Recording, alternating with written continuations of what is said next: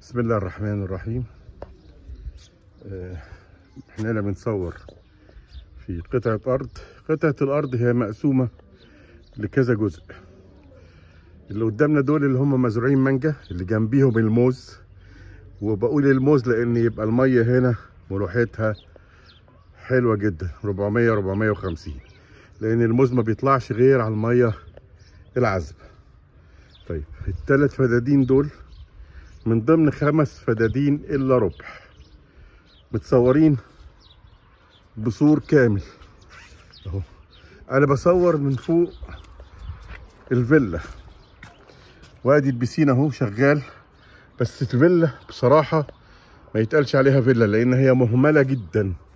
هي كتوبة على الارض تسوى كتير، انما كفيلا يتسكن فيها لا، عايزة توضيب كتير كتير كتير كتير، وصاحبها مش مهتم بيها. يعني احلى حاجة فيها التراس ده، تمام. فيها طاقة شمسية.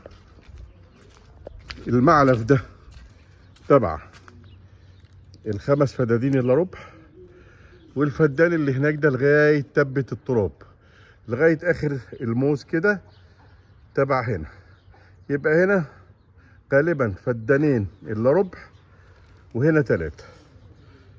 الارض الملوحة فيه ده معلف مواشي وحظاير غنم.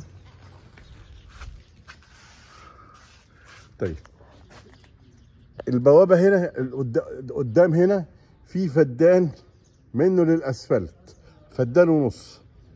اللي عايز ياخد ال5 فدادين الا ربع بياخدهم لوحديهم، اللي عايز ياخدهم وياخد الفدان ونص مع بعض معاهم ويعمل طريق على الاسفلت متاح. ده متاح ومتاح وده متاح. ارض تربتها ممتازة، متصورة بسور كامل، تمام. المنطقة اسمها القطة.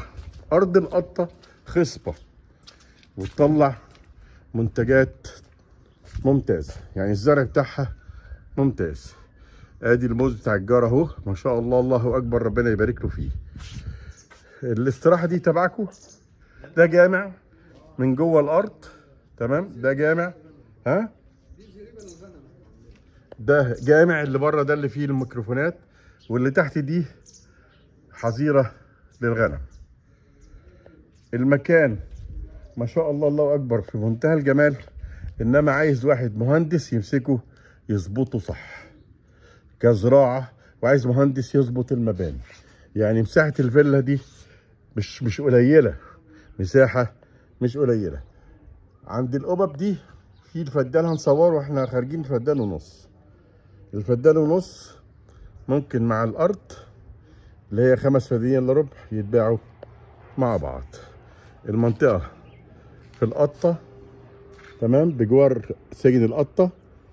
الارض ممتازة، تروي ارتوازي، ملوحة المية 450، والدليل الموز بتاع الجار، تمام.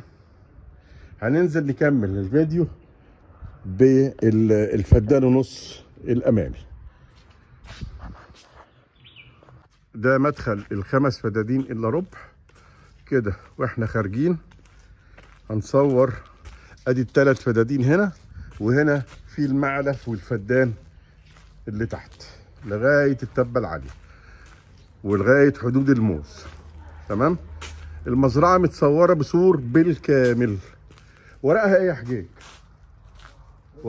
ورقها ايه؟ خالص خالص خالص.